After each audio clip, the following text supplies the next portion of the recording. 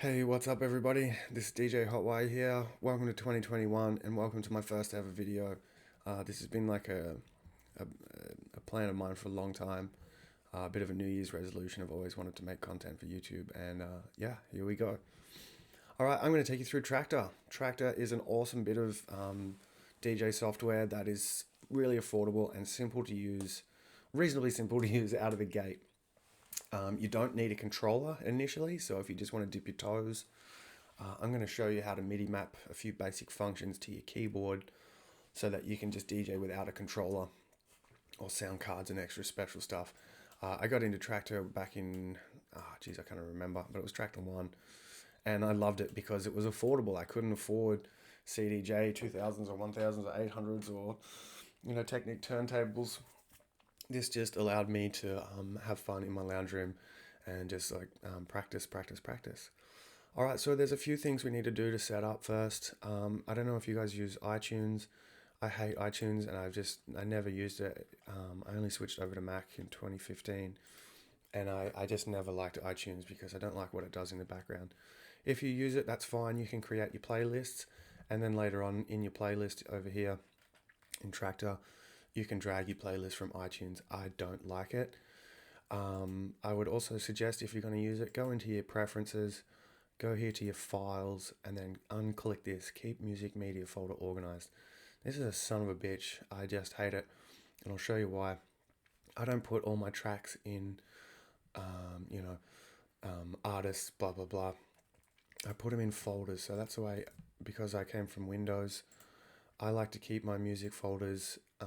So you can see I've got my music, house music. All right, so I keep my house music in beats per minute folders. All right. When I'm digging and I'm looking for tracks, I just drag them straight into the house music folder. Then once I've analyzed them, then I'll go ahead and I'll drag them into the appropriate folder. And that's just the way I like to do it. Super simple, because I do not like iTunes in the background messing with my shit. All right, let's go back over to Traktor. So now we've got that. If we hit spacebar straight away, you can see over here you've got your playlists, so your track collection for Traktor, and then your Explorer. So that's where I use a lot of my stuff, is Explorer.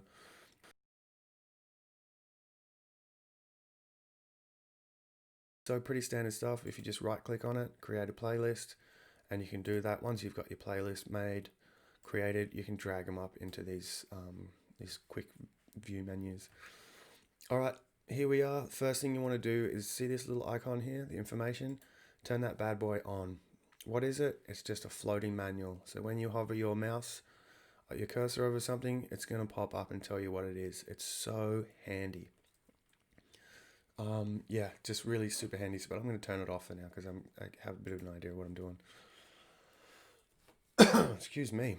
I'm pretty nervous. All right, a couple of other things we want to do out the gate. Let's jump into our settings and start up here on audio settings. Audio device, just keep that as your standard built-in, whatever you're using, whatever your audio device is, your driver, just use that, okay?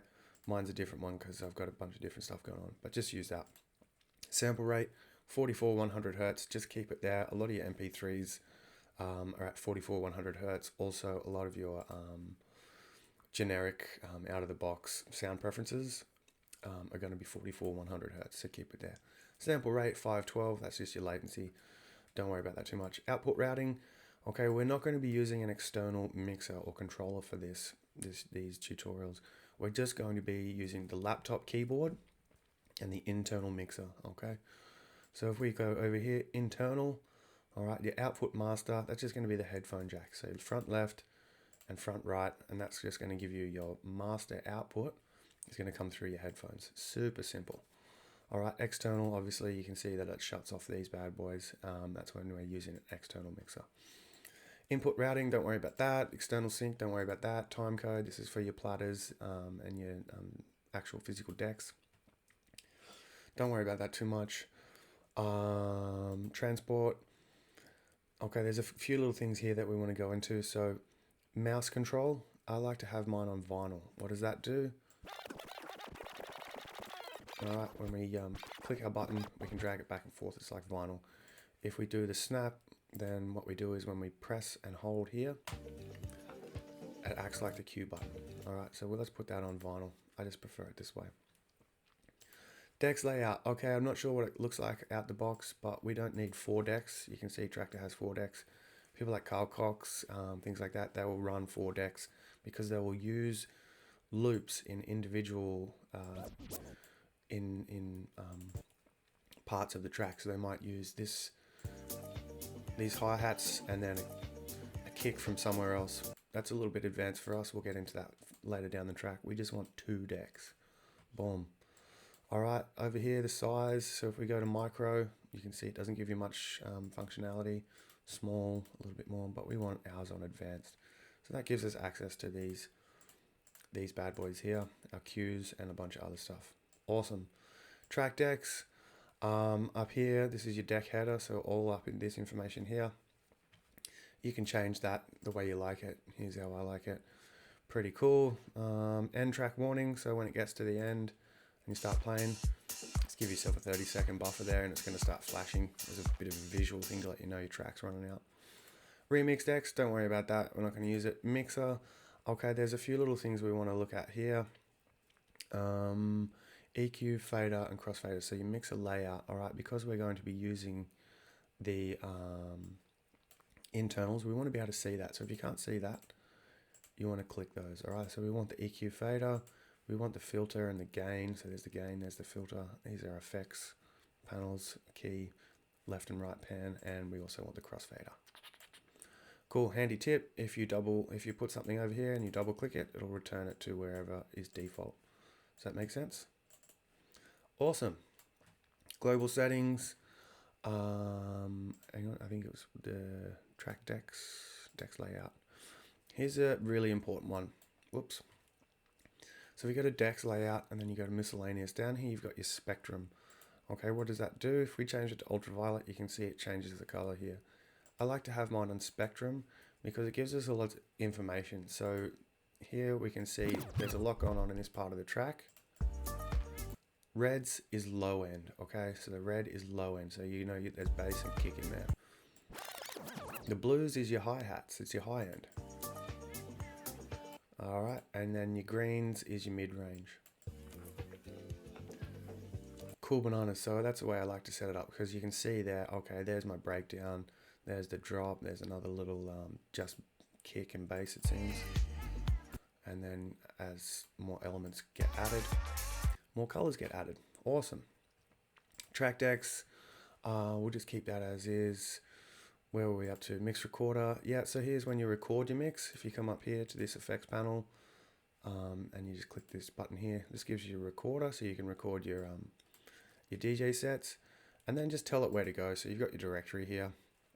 Tell it where to go. I like to put mine straight on the desktop because it does give the file names, the recordings, quite weird names, which is just a date format, so it's kind of hard to find if it's in some obscure folder.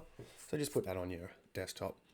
You can split this. When it records in WAV file, which we'll go into later, so they're humongous files. Anyway, don't worry about your loop recorder. Broadcasting, that's if you broadcast into the net on radio. Don't worry about that. Browser details, again. Here, this is your, as you can see what I'm manipulating here, if you just look down here. Alright, that gives the size of the writing. I like mine pretty small, about 20. Cool bananas. Layout manager, wouldn't worry about that too much. File management. Here's your root directories, so you just tell it which directory is your first one, so it's going to Traktor. And then you've got your iTunes music folder, blah, blah, blah. And then your music folders. So this is my root directory, which I like to have here. Analyze option.